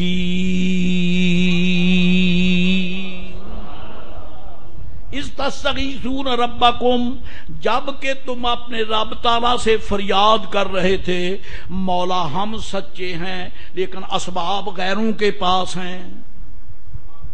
سچے ہم ہیں، شک بھی کوئی نہیں، اسباب غیروں کے پاس، فوجیں غیروں کے پاس، سپاہی بہتے ان کے 1000 لے کر آئے۔ کتنے فوجی کتنے لے کے آئے؟ 1000۔ اللہ فرماتا ہے یاد کرو جب تم میری بارگاہ میں فریاد کر رہے تھے تو پھر کیا ہوا؟ فاستجاب لکم، رب نے تمہاری بات اسی وقت مان لی۔ قربان قربان، اللہ کا بندہ زبان سے کہہ دے تو رب مان جاتا ہے۔ جی یہ فضول بات ہے کہ فلاں کی نہیں مانی جاتی، نبیوں کی نہیں مانی جاتی، ولیوں کی نہیں مانی جاتی۔ بے وقوفو، یہ حال دیکھو کیا ہے۔ ادھر انہوں نے دعا کی فاستجاب لہ فاستجاب لکم، اللہ فرماتا ہے تم نے دعا کی میں نے قبول کر لی۔ کیا قبول کی؟ انی ممدکم، اگر 1000 لشکر کافروں کی مدد کے لیے، شیطان کی مدد کے لیے آ گیا تو تمہاری مدد کے لیے میں ہوں، اور رہ گیا 1000، ان کے ساتھ 1000 کافر ہیں، میں تمہاری طرف 1000 فرشتہ بھیجوں گا، اور فرشتہ 1000 مردفین، قطار اندر قطار۔ آپ نے دیکھا فوجی بڑے ڈسپلن والے ہوتے ہیں، فوجیوں کی قطاریں بڑی ڈسپلن دار ہوتی ہیں، ایک سے ایک آگے مجال ہے جو صاف توڑیں۔ اللہ فرماتا ہے میں نے بھی محبوب کے غلاموں کی بات مانی، اور فوجیوں کو، پہرے داروں کو، جان نثاروں کو، فرشتوں کو مردفین آگے پیچھے لائن میں لگا کے حکم دے دیا جاؤ میرے مصطفیٰ کے غلاموں میں پہنچ جاؤ۔ پتا چلا میری بدر کی زمین میں نہیں یارو، آسمانوں میں بھی ہلچل مچی تھی، آسمانوں میں بھی ہلچل مچی تھی۔ رب دکھانا چاہتا ہے فرشتوں تمہاری کیا کمائی ہے، کمائی والے تو بدر میں آئے بیٹھے ہیں۔ تم تو سبحان اللہ کہتے ہو تو اپنا ہی، تمہیں تو روکنے والا کوئی نہیں، تم الحمدللہ کہتے ہو تمہیں روکنے والا کوئی نہیں، تو مجھے سجدہ کرتے ہو تمہیں روکنے والا کوئی نہیں۔ یہ کون لوگ ہیں جو پہلے خود بت پوجتے تھے، آج لٹھ لے کر کفر کے سامنے آئے کھڑے، ایسی تیسی کسی کی کوئی بت پوجے، آج یہ میرے محبوب کے جانسار غلام بن کر آئے کھڑے۔ فرشتوں قطاریں باندھ لو، پہنچ جاؤ بدر میں۔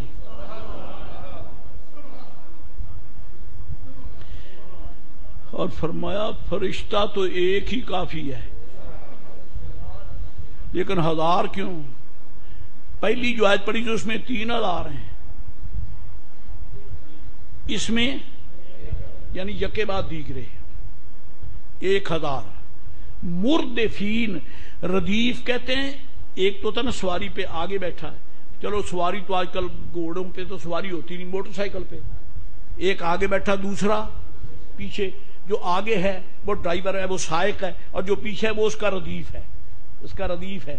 کبھی کبھی حضور اپنے غلاموں کو بھی پیچھے بٹھا لیا کرتے تھے، کبھی کبھی بٹھا لیتے تھے۔ ان میں سے معاذ بن جبل ہیں رضی اللہ تعالیٰ، ان کو حضور نے اپنے پیچھے بٹھایا۔ اسی طرح اور بھی غلامان وفا کو، حضرت اسامہ بن زید وہ بھی میرے آقا کے پیچھے، انہوں نے بھی سفر کیا، حضور پیچھے بٹھاتے تھے۔ درمیان میں بات آ گئی، بچپنا تھا، 4 سال کی عمر پاک تھی۔ ایک دفعہ سرکار علیہ السلام بظاہر گم ہو گئے، دادا محترم نے بڑے جتن لگائے، ادھر ادھر بندے بھیجے، پتہ کرو کدھر گئے، ڈھونڈتے۔ اس وقت ابو جال بدبخت ابو جال نہیں بنا تھا، کیونکہ ابھی تک اعلان نبوت ہی نہیں ہوا۔ یہ بھی سواری لے کر ادھر ادھر جنگل میں پہنچ گیا۔ چلتے چلتے ایک درخت کے نیچے سرکار بیٹھے، حضور بیٹھے ہیں، یہ پہنچ گیا اور دیکھ کر بڑا خوش ہوا، سواری بٹھا لی اور بٹھا کر آگے آپ بیٹھ کے حضور کو پیچھے بٹھا لیا، پیچھے بٹھا لیا۔ اونٹ اٹھتا ہی نہیں۔ اب بے حیا کہیں کہ ان کو پیچھے بٹھاتا ہے، یہ پیچھے بیٹھنے والے ہیں، یہ تو کائنات کے آگے چلنے والے ہیں۔ جی بڑے جتن کی، اٹھتا ہی نہیں۔ آخر اس نے پھر ٹرننگ لی، کہتا ہے چلو بعد مرتبہ سواری بدلنے سے بھی کام بنتا ہے۔ اس نے حضور کو آگے بٹھایا، خود پیچھے بیٹھا، سواری اٹھ کھڑی، سواری اٹھ کے کھڑی ہو گئی۔ میرے آقا میرے مولا علیہ الصلوۃ والسلام ردیف سے بات چلی ہے۔ ردیف کہتے ہیں پیچھے بیٹھنے والے کو، مردفین، ایک کے آگے آگے جبریل، پیچھے ایک، پھر تیسرا، پھر چوتھا، 1000 کی لائن لگ گئی اور میدان بدر میں پہنچ رہے ہیں۔ اور فرمایا یہ نہ سمجھنا کہ 1000 فرشتہ بھیجنا اس لیے تھا کہ سامنے طاقتور بڑے ہیں، ان کو تو ایک فرشتہ کافی ہے، میں نے جو یہ 1000 بھیجے ہیں نا، وما جعلہ اللہ الا بشرا ولتطمئن بہ قلوبکم، میں نے تمہیں خوش کرنے کے لیے یہ بھیجے ہیں، تمہیں۔ لو جی مسئلہ اور بھی آ گیا، کیا؟ حضور کے غلاموں کو خوش کرنا خدا کی سنت ہے۔ جو نبی پاک کے غلاموں کو خوش کرتا ہے اللہ راضی، اللہ کے حبیب راضی، فرشتے راضی، ملائکہ راضی، صحابہ راضی۔ بشرا لکم، بشرا وما جعلہ اللہ الا بشرا ولتطمئن بہ قلوبکم، اللہ نے فرمایا میں نے 1000 فرشتہ جو تمہیں خوش کرنے کے لیے اور تمہارے دلوں کو اطمینان دلانے کے لیے، ورنہ وما، ہاں ارشاد فرمایا وَمَن نَّصْرُ إِلَّا مِنْ عِندِ اللَّهِ، ہے بے نیاز۔ کبھی محبوب کی مدد کرتا ہے اکیلے صدیق اکبر کو بھیج کر، اور کبھی مدد کرتا ہے 1000 فرشتے کو بھیج کر، کبھی 3000 فرشتے کو بھیج کر، کبھی اکیلے صدیق اکبر کو بھیج کر۔ محبوب ایک ہے، امداد کے رنگ 3 ہیں، وہاں 3000، یہاں 1000، وہاں غار میں اکیلا ابو بکر۔ اب بتاؤ محبوب بدل گیا؟ محبوب تو وہی ہے نا، وہ صرف تعداد ہی بدلی ہے نا، وہاں 3 ہے، یہاں 1000 ہے، وہاں ابو بکر ہے۔ پتا چلا کہ ایک ہی طاقت ہے، وہ 3000 فرشتوں میں جو طاقت ہے اکیلے صدیق اکبر میں موجود ہے،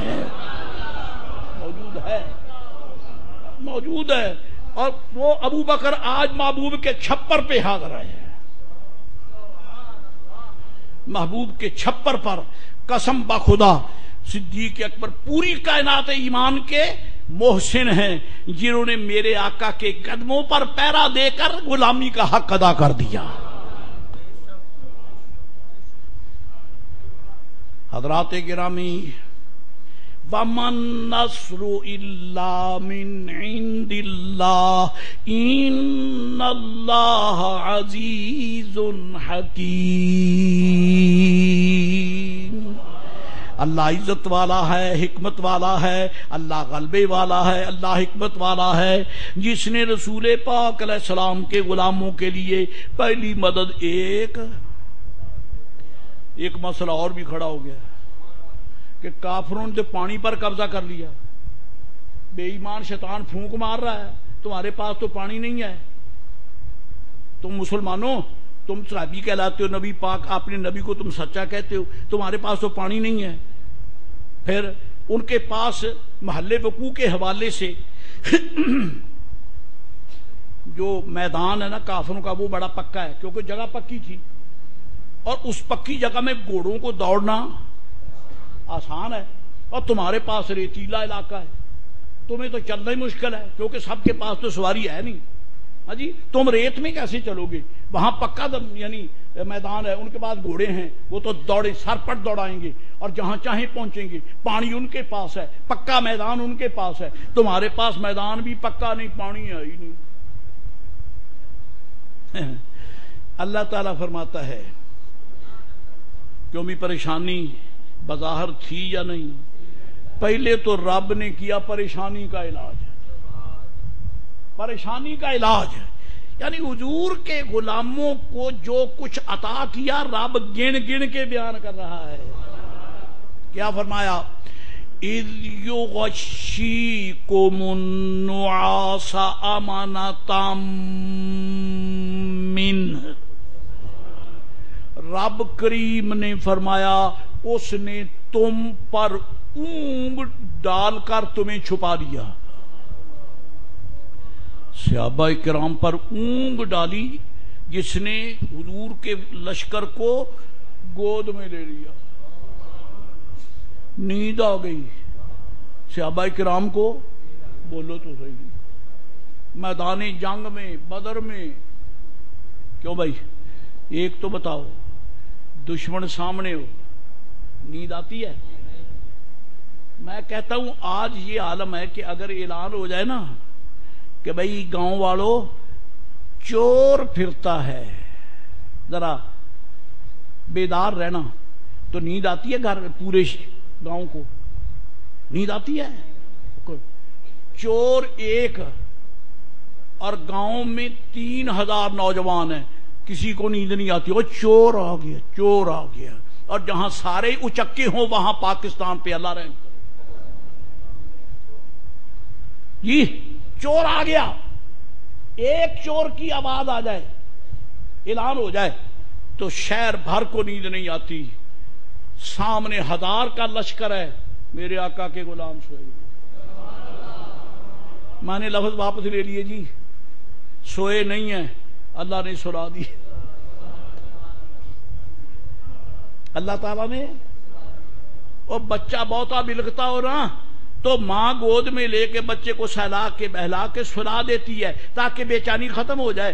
رب جل مجد العظیم نے محبوب کے غلاموں کو جو کفر کا تغلب دیکھ کر، کفر کا سامان دیکھ کر اور کفر کی یہ فتنہ سامانیاں دیکھ کر جو گھبرا رہے تھے نا، رب کریم نے سب کو میدان بدر کی ریت پہ لٹا دیا، فرمایا اچھا تم آرام کرو۔ یہ ایک انوکھا دستور ہے کہ میدان بدر میں آنے والے سارے ہی سوئے ہوئے ہیں، سارے ہی سوئے ہوئے ہیں۔ میدان جنگ میں سونا صحیح ہے؟ نہیں، یہ تو خطرناک ہے کہ رب بے نیاز ہے، سلا دیے سو جاؤ، کیوں؟ تڑپ رہے تھے، پریشان تھے، مولا خیر ہو، تیرے محبوب کی عظمت کا سوال ہے، بے ایمان پوری ساجدائی سے آئے ہیں، تو رحم فرما تاکہ کفر جو ہے وہ اپنے حوصلے میں بے کل ہو جائے اور اس کا حوصلہ ٹوٹ جائے اور ہماری مدد فرمائے۔ اللہ نے علاج کیا کیا؟ سلا دی۔ اِذْ يُغَشِّيكُمُ النُّعَاسَ، اس وقت کو یاد کرو جب اللہ نے تم پر اونگ یوں ڈال دی کہ اس نے تمہیں اپنی آغوش میں لے لیا۔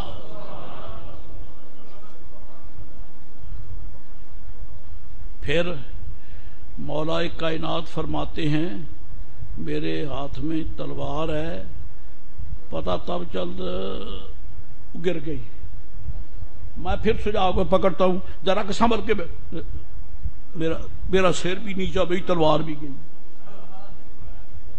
اور قسم بخدا میں جب سر اٹھا کے دیکھتا ہوں تو سرکار سجدے میں پڑے، امت سو رہی ہے، والی جاگ رہا ہے، امت سو رہی ہے، والی جاگ، لفظ ذرا ہیں وزنی، لیکن یہ امت سو رہی ہے، یہ غفلت سے نہیں سوئی، ان کو سلانے والے نے سلا دیا ہے۔ گویا اس کا مفہوم کچھ یوں بنتا ہے، تم آرام سے سو جاؤ، تمہارا پہرے دار جو موجود ہے، آرام کرو۔ چنانچہ جب پچھلی رات کا وقت ہوا، اذانیں ہوئیں نماز فجر کی، صحابہ کرام اٹھے، فریش ہو رہے تھے، نہ کوئی پریشانی، نہ کوئی بے کلی، نہ کوئی اضطراب، نہ کوئی بے چینی، بالکل فریش تھے۔ ایک دوسری پریشانی یہ تھی کہ پانی نہیں ہے، پانی نہیں ہے۔ اللہ فرماتا میں نے اس کا بھی انتظام کیا، میں نے اس کا بھی انتظام کیا۔ کوئی بور کیا نہ، بور کے لیے تو ہمیں مشکل بڑھتے نا، بور لگا رہا، اس نے تو اوپر سے ہی ڈالنا۔ اللہ فرماتا جل شانہ وَيُنَزِّلُ عَلَيْكُم مِّنَ السَّمَاءِ مَاءً لِيُطَهِّرَكُم بِهِ وَيُذْهِبَ عَنكُم رِجْزَ الشَّيْطَانِ وَلِيَرْبِطَ عَلَىٰ قُلُوبِكُمْ وَيُثَبِّتَ بِهِ الْأَقْدَامَ۔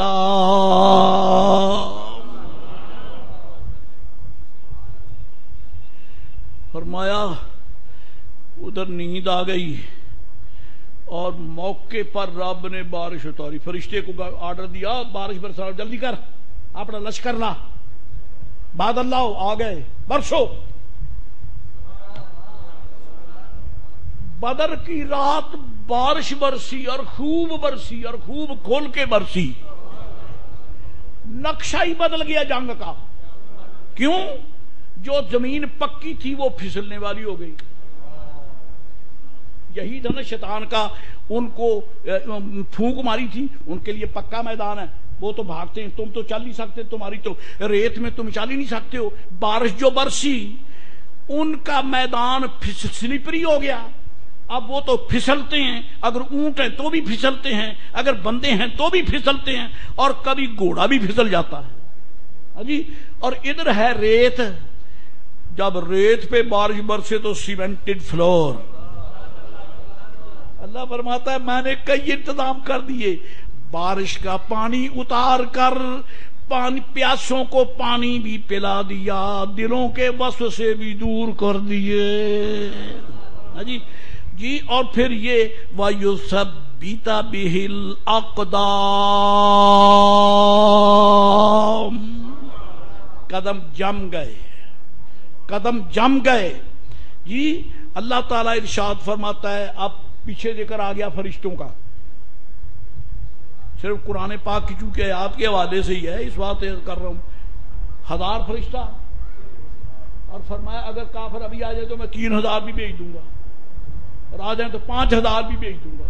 5000 کا وعدہ رہا کیونکہ کافر اور آئے نہیں۔ تو ایک کافر کے متعلق اطلاع پہنچی، اس کا نام کرز تھا، کرز، چھوٹا کاف کشش والا ریز، یہ کرز۔ اس کے متعلق اطلاع ملی کہ وہ لشکر لے کر کافروں کی مدد کے لیے آ رہا ہے۔ تو جب صحابہ کرام کو مدد کا یہ اعلان پہنچا تو گھبرا گئے۔ اللہ نے فرمایا گھبراتے کیوں ہو مولا، یا رسول اللہ کرز کی مدد آ رہی۔ اللہ فرماتا ہے آنے دو، پھر میری مدد تمہارے پاس آ گئی، آنے دو قربان۔ خدا کی رب نے جنگ کا نقشہ کھائیں، فرمایا کرز تو آتا آئے گا، رب کی مدد آ گئی ہے، رب کی مدد آ گئی ہے۔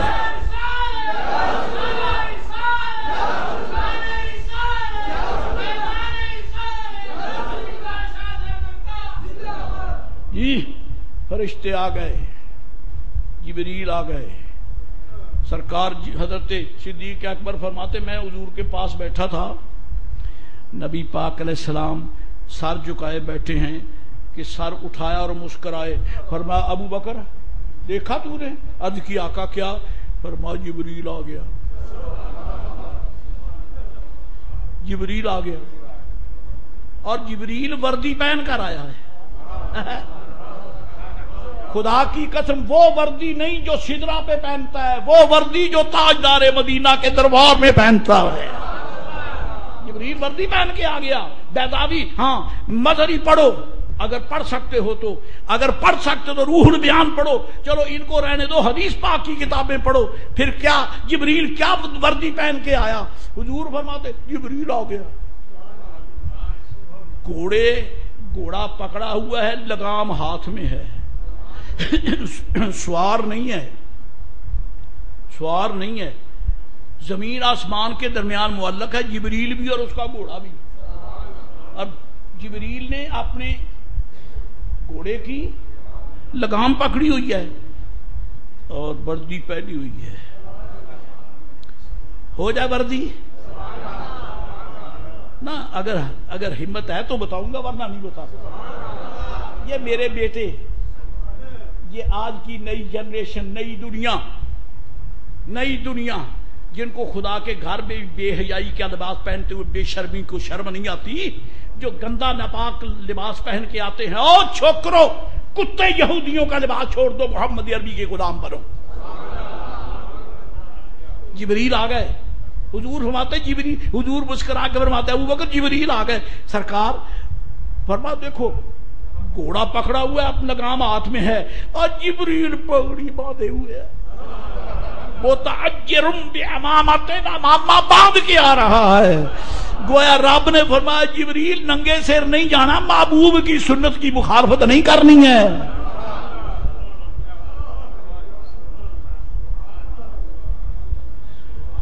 اب اس پہ میں بحث نہیں کر سکتا کہ جبریل نے جو امامہ باندھا تھا وہ کپڑا کہاں سے لیا، کون سا ڈپو کلاس کا ڈپو ہے، کہاں ہے، مارکیٹ ہے، کون سی مل ہے، جنگ ہے، کہاں سی ٹیکسٹائل ہے، کہاں کا کپڑا ہے. جبریل نوری، دستار، پگڑی. معلوم ہوتا رب نے سٹور آسمانوں پہ رکھا کہ جب مصطفیٰ کے دربار میں جاؤ تو وردی محبوب کی پہن کے جانا ہے.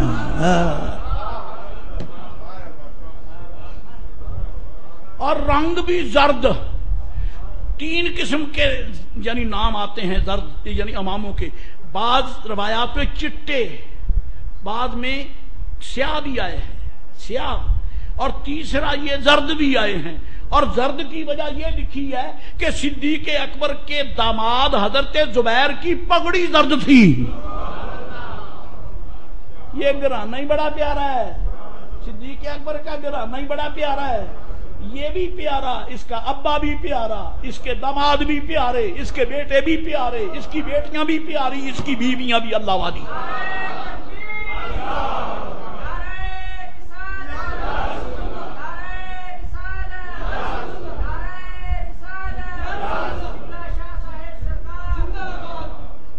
نبی رحمت علیہ السلام نے فرمایا کہ میں جس وقت صدیق اکبر سے یہ فرمایا، چند لمحوں کے بعد حضور فرماتے جبریل میری نگاہ سے غائب ہو گیا.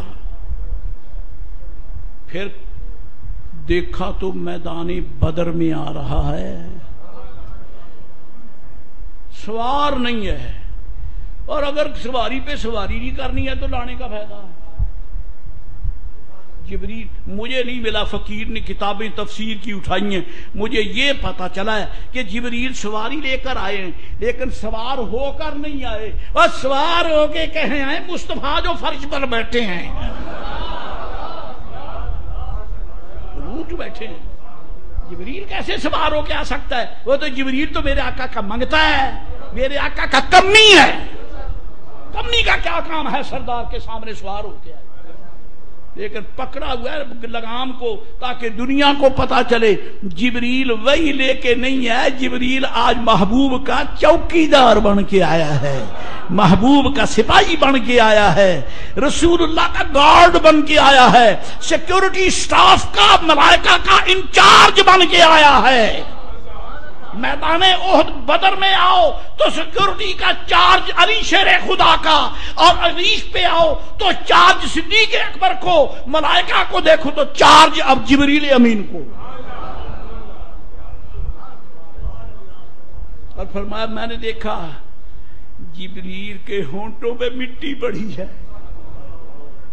جبریل کے ہونٹوں پہ مٹی پڑی ہے. جلدی مجھے جواب دے دو، میں معاف کرو، میں گھڑی دیکھ بیٹھا، گھڑی کا ٹائم تو کافی ہے، اللہ معاف کرے. آپ معاف کر دیں گے نا؟ چلو نہیں کرتے تو نہ صحیح، میں تو پھر معافی کی امید پاری کہتا ہوں. اللہ آپ کو جزا دے، کیونکہ دوست احباب پیار محبت سے کبھی نئے بھی آتے نا جو مطلب مبارک میں، اس واسطے ویسے بھی ایمانی موضوع ہے، چھوڑ کے جاتا تب بھی میرے لیے پریشانی ہے. جبریل کے ہونٹوں پہ، جبریل کے ہونٹوں پہ خاک شریف پڑی ہے.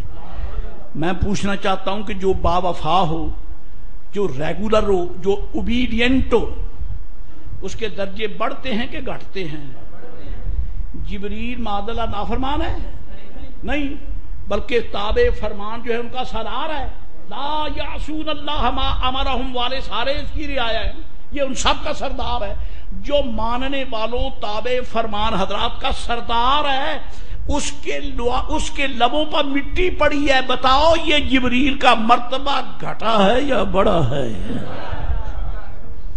پتہ چلا کہ حضور کی غلامی میں آ کر جبریل کا مرتبہ بہت بڑھ گیا ہے۔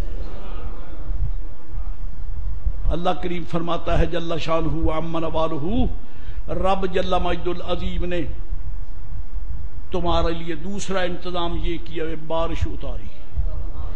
بارش اتاری، جس سمت صحابہ کرام تھے، یہ نشیب تھا، وہ فرماتے ہم نے حوض بنا دیے، پانی سا اتریا، بارش اتری کافروں کی سمت بڑی تیز تھی، لیکن اب پانی جب تیز بہتا ہے تو پھر رکتا تو نہیں نا، وہ وہاں سے چلا تو سیدھا جدھر حضور تھے وہیں آیا، آگے انہوں نے حوض بنا لیے۔ ان کے لیے تو پانی کے سٹور ہو گئے، وہ بے ایمان پیاسے کی طرف سے۔ ایک انتظام یہ تھا، دوسرا یہ ان کا میدان جو تھا وہ سلپری ہو گیا، صحابہ کرام کا میدان پکا ہو گیا۔ ہاں جی، ان کے پاس گھوڑے تو تھے نہیں، خوب پاؤں سے چل کر دشمن کا مقابلہ کیا۔ وضو کرنے تھے، وضو کیے، پیاس لگی تھی، پانی پیا، اور جناب محترم رب کریم ارشاد فرماتا جل شانہ باقی رہ گئے کافر۔ اب اس کے لیے تفصیلات ہیں کہ رب نے فرشتوں سے کیا فرمایا، پہلے تو حضور سے فرمایا، پھر صحابہ کرام سے فرمایا، اب قرآن پاک فرماتا ہے کہ وہ فرشتے جو حضور کی خدمت کے لیے رب نے سپیشل ان کو بھی ایک خطاب فرمایا۔ اب اس کے لیے ٹائم نہیں، ورنہ آخر میں حالات ہیں زمانے کے، برمی مسلمانوں کی کشت و خون جو کفر نے جاری رکھی ہوئی ہے، یہ پوری دنیا اسلام کے لمحہ فکریہ ہے۔ برما کا مسلمان آج پریشان ہے، اس کی آنکھیں مسلمانوں کی طرف لگی ہیں کہ کوئی درد بھرا مسلمان ہماری آہ پہ لبیک کہنے کے لیے ہماری مدد کرے جی۔ لیکن دکھ یہ ہے، تکلیف یہ ہے کہ ہم پاکستان والوں سے تو کچھ کہہ نہیں سکتے، یہ تو صرف اکھاڑ پچھاڑ میں لگے ہوئے ہیں، یہ تو ایک دوسرے کے لیے کشتی، نورا کشتی ہو رہی ہے، اس کو پچھاڑو، اس کو پچھاڑو، اس کو گراؤ، اس کو گراؤ۔ ان کو تو کیا پتا عالم اسلام پہ کیا گزر رہی ہے، انہیں تو اپنے ملک کا پتہ نہیں کہ اپنے وطن میں کیا ہو رہا ہے۔ بہرحال دنیا اسلام پر مجموعی طور پر بہت بڑی ذمہ داری ہے، عالم اسلام کو اور عالم اسلام کے سربراہوں کو اور ڈیفنس کے جناب علی سیکیورٹی کے ذمہ داروں کو سر جوڑ کر بیٹھ کر یہ فیصلہ کرنا ہے کہ اگر جیو تو مسلمان ہو کے جیو، مرو تو مسلمان ہو کے مرو، اور جہاں بھی مسلمان پر دکھ کا وقت آئے مسلمانوں کو مل کر اس کی مدد کے لیے میدان میں آنا چاہیے، تاکہ دنیا کو پتہ چلے کہ پوری ملت اسلامیہ ایک واحد فرد ہے اور یہ کبھی بھی دشمن کا تغلب برداشت نہیں کرتی۔ ہم ان بے ایمانوں بدبختوں کے ان ظلم کو حقارت کی نظر سے دیکھتے ہیں، ٹھکراتے ہیں، اور دنیا کے مسلمانوں سربراہوں سے ان کی ذمہ داری کا احساس دلاتے ہوئے یہ بتاتے ہیں کہ ہمیں چاہیے کہ ہم اپنے برمی مسلمان بھائیوں کی مدد کریں۔ صحیح ہے، اس سلسلے میں پاکستان کی حکومت سے ہم مطالبہ کریں، لیکن یہ اپنا ضمیر تو سنا سکتے ہیں نا۔ اگر برمی مسلمانوں کے لیے، ان کی مدد کے لیے پاکستان کی حکومت پاکستانی مسلمانوں پہ کوئی ذمہ داری ڈالتی ہے تو ہم قبول کرنے کے لیے تیار ہیں جی، ہم مسلمانوں کی مدد کے لیے تیار ہیں جی۔ یہ سیاست نہیں، یہ ایمان ہے۔ مسلمانوں ایمان والوں پہ جب وقت آتا ہے تو مسلمانوں کو وقت آئے تو رب نے آسمانوں سے فرشتے بھیج دیے، پاکستان کے مسلمان تو یہ بیٹھے ہیں۔ اللہ تعالیٰ اہل اسلام کی پریشانیاں دور فرمائے، اللہ تعالیٰ مسلمانوں کی مشکلات آسان فرمائے، آمین۔ وآخر دعوانا الحمدللہ رب العالمین۔ اور ماہ نامہ رضائے مصطفیٰ پہنچ چکا ہے، معلوماتی ہے، آپ معاشن لیتے ہیں۔ رمضان پاک کے حوالے سے کچھ پہلے سے زیادہ منگوائے گئے ہیں رسالے، اس واسطے کوئی دوست بھی خالی نہ جائے۔